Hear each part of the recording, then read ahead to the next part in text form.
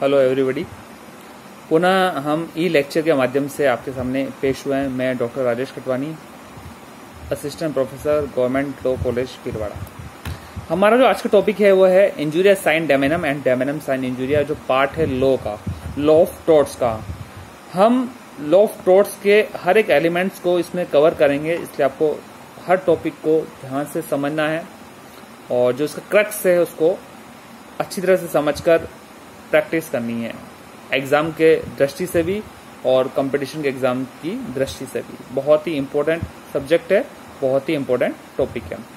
तो हमने इससे पहले ये पढ़ा अपकृत्य विधि की सामान्य शर्तें अथवा अपकृत्य विधि के आवश्यक तत्व अथवा अपकृत्य विधि की महत्वपूर्ण बातें क्या है, यह हम फर्स्ट वाले टॉपिक में पढ़ चुके हैं। मैं इसको थोड़ा सा और आपको ब्रीफ में बता देता हूँ। अपकृत्य विधि की सामान्य शर्तें क्या पढ़ी हमने? पहला ए दोषपूर्ण कृत्य, दूसरा विधिक क्षति और तीसरा विधिक उपचार। ऐसा उपचार सामने वाले का सावधानी बरतने का विधिक कर्तव्य होना चाहिए। किसके प्रति होना चाहिए? प्रतिवादी का। वादी के प्रति सावधानी बरतने का विधिक कर्तव्य होना चाहिए। विधिक कर्तव्य की यदि अवहेलना होगी तो उसके लिए उसको रेमेडी देनी पड़ेगी, जो हम अपने पहले वाले टॉपिक में अच्छी तरह से पढ़ चुके हैं। आज हम पढ़ेंगे इंजुरिया साइन डेमेनम। बहुत ही अच्छा टॉपिक और ध्यान से समझिए। इंजुरिया साइन डेमेनम क्या है? यानी बिना हानि के क्षति। जब कोई व्यक्ति किसी व्यक्ति के विधिक अधिकारों का उल्लंघन करता है, चाहे उसको कोई हानि हो या न हो, डजंट मैटर, लेकिन यदि किसी व्यक्ति ने किसी व्यक्ति के विधिक अधिकारों का उल्लंघन किया, जो उसको कानून के द्वारा प्रदत्त है, जो उसको विधि के द्वारा दिया गया है, यदि कोई व्यक्ति उसका उल्लंघन करता है तो सामने वाले व्यक्ति को, जिसने उसका उल्लंघन किया है, उसको रेमेडी देनी पड़ेगी। इसको हम कहते हैं इंजुरिया साइन डेमेनम। यानी इसका मेन क्रक्स यही है कि जब भी कोई व्यक्ति किसी व्यक्ति के विधिक अधिकारों का उल्लंघन करेगा, भले ही उसको हानि हो न हो, कम हो ज्यादा हो, डजंट मैटर, बट उसको उसकी रेमेडी देनी पड़ेगी। क्योंकि कानूनी जो अधिकार है वो हमें कानून ने प्रदान किए हैं, भारतीय संविधान ने प्रदान किए हैं। तो बहुत ही अक्षुण्ण, बहुत ही बहुमूल्य, बहुत ही इंपॉर्टेंट राइट्स है, जिसको संजो के संभाल के रखना, एक बहुमूल्य अधिकारों के रूप में संभाल के रखना हमारे देश के कानून का कर्तव्य है। तो जब भी कोई व्यक्ति किसी व्यक्ति के विधिक अधिकारों का उल्लंघन करेगा, उसके लिए उसको रेमेडी देनी होगी और सामने वाले व्यक्ति को पुनः उसी स्थिति में लाना होगा जिस स्थिति में वह पहले से था। तो यह है इंजुरिया साइन डेमेनम। ये जो अधिकार होते हैं, इसमें दो बातें बहुत ही महत्वपूर्ण है। इसमें किसी भी व्यक्ति के विधिक अधिकारों का उल्लंघन होना आवश्यक है। विधिक अधिकार जो उसको कानून के द्वारा प्रदान किए गए हैं वह होना आवश्यक है। दूसरा, इसमें वास्तविक हानि होना आवश्यक नहीं है। मैंने पहले भी आपको कहा, हानि कम हो, ज्यादा हो, छोटी हो, बड़ी हो, डजंट, बट कानून के द्वारा जो आपको अधिकार प्रदान हुआ है उसका उल्लंघन होना जरूरी है। नेक्स्ट, यह स्वतः अभियोज्य होते हैं, यानी एक्शनेबल होते हैं। ये बहुत इंपॉर्टेंट है। आपसे पूछते हैं इंजुरिया साइन डेमेनम की प्रवृत्ति या प्रकृति कैसी है, तो ये एक्शनेबल प्रकृति है, यानी स्वतः अभियोज्य वाली प्रकृति है। क्योंकि इसमें आपको कोई चीज प्रूव करने की जरूरत नहीं है। बस अगर आपको विधिक अधिकार का उल्लंघन हुआ है, इसके लिए आपको रेमेडी ऑटोमेटिक मिल जाएगी। फिर इसको हम किसी अच्छे से एग्जाम्पल्स के थ्रू, मैं आपको कुछ वादों के थ्रू उसको मैं समझाने का प्रयास करूंगा आपको। पहला इसका जो इंपॉर्टेंट केस था, ये आपसे एग्जाम में ही पूछते हैं कि पहला इंपॉर्टेंट केस क्या था, वो था HB versus White. HB versus White वाला केस क्या था? Right to vote. Right to vote, प्रत्येक व्यक्ति का अधिकार होता है वोट देने का अधिकार, मतदान देने का अधिकार जो होता है, लीगल राइट्स होता है। और ये लीगल राइट्स बहुत ही इंपॉर्टेंट होता है। तो इसमें जो वादी था उसका वोट देने का अधिकार था, वो वोट देने के लिए गया, बट उसको वोट किसी कारण से नहीं डालने दिया। कोई भी XYZ, कोई भी रीजन रहा है, उसके लिए हम यहाँ डिस्कस नहीं करेंगे, बट उसको वोट डालने से रोक दिया गया। अब उस व्यक्ति को जैसे वोट डालने से रोका, वो व्यक्ति अपने इस विधिक अधिकार का उल्लंघन के लिए सीधा कोर्ट की शरण में गया और कोर्ट को कहा कि राइट टू वोट डालने का अधिकार मेरा राइट था, बट सामने वाले व्यक्ति ने मुझे वोट डालने नहीं दिया। तो सामने वाले व्यक्ति ने कहा कि इसकी कुछ शर्तें थी, वो उसने फुलफिल नहीं की थी, इसलिए हमने बाय मिस्टेक इसको वोट नहीं डालने दिया। और जिस व्यक्ति को ये वोट डालने चाहता था, वो व्यक्ति बहुत अच्छे मतों से जीत गया है। इसके वोट डालने न डालने से कोई फर्क नहीं पड़ा।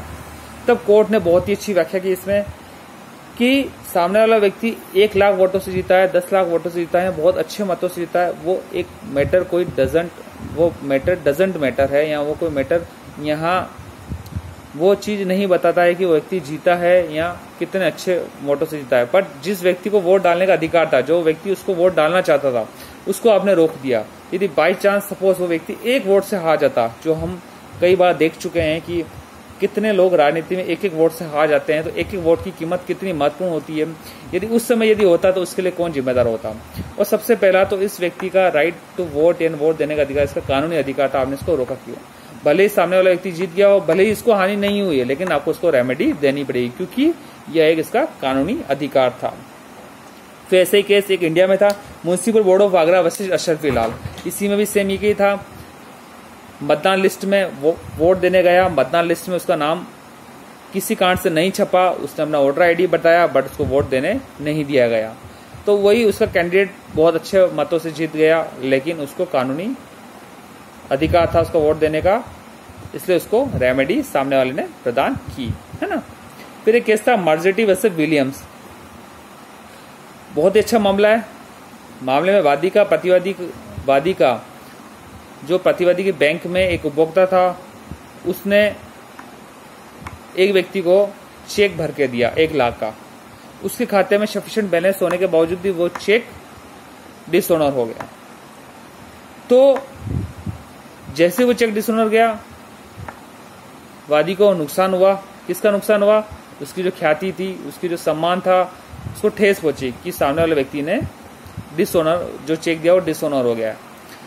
बैंक के ऊपर जब केस किया तो बैंक ने अपनी भूल स्वीकार की कि हाँ, खाते में पर्याप्त अकाउंट होने के बावजूद भी ये टेक्निकल मिस्टेक थी, हो गया। तो कानून ने साफ कहा, कोर्ट ने साफ कहा, देखिए टेक्निकल मिस्टेक से कोई लेना देना नहीं है, बट इसके विधिक अधिकारों का जो था वह उल्लंघन हुआ है, अतः वादी नुकसानी पाने का हकदार होगा। इसी तरह एक केस था काली किशन टैगोर वर्सेस जादूलाल मलिक।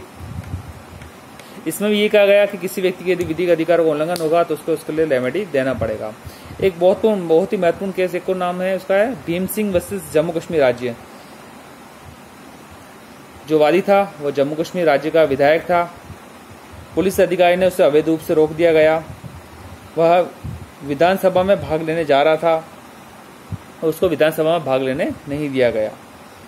इसके लिए वह सुप्रीम कोर्ट गया और वहां ये कहा कि मुझे अवैध रूप से विधानसभा में प्रवेश करने से रोका गया।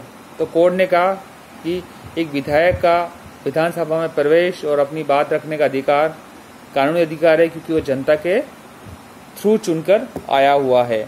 अतः उसके लिए जो आपने विधिक क्षति उसको पहुंचाई है, उसके लिए आपको उसके नुकसानी का भरपाई करनी पड़ेगी। तो उसको 50,000 के रूप में क्षतिपूर्ति का आदेश दिया गया। इस तरह से बहुत सारा एग्जाम्पल है जिसमें इंजुरियस साइन डैमिनम के माध्यम से बहुत सारी क्षतिपूर्ति दिलाई गई। भले नुकसान छोटा हो, बड़ा हो, कुछ भी हो, भले उस नुकसान से वादी को कोई फर्क नहीं पड़े, लेकिन तो भी इसको नुकसानी दिलाई जाती है, क्योंकि ये नुकसानी कानून की दृष्टि में बहुत ही महत्वपूर्ण, सम्मानपूर्ण होती है। क्योंकि उसका उद्देश्य यही है कि विधिक अधिकारों का महत्व बना रहे, क्योंकि जो भी विधिक अधिकार होते हैं वो कानून के द्वारा और कॉन्स्टिट्यूशन के द्वारा हमें प्रदान होते हैं। तो आज का जो हमने टर्म पढ़ा वो क्या था? इंजुरिया साइन डैमेनम। अब हम नेक्स्ट टॉपिक जो पढ़ेंगे वो पढ़ेंगे डैमेनम साइन इंजुरिया, यानी पहला टॉपिक बिना हानि की क्षति, सेकंड टॉपिक हम पढ़ेंगे बिना क्षति के हानि। Okay, thank you.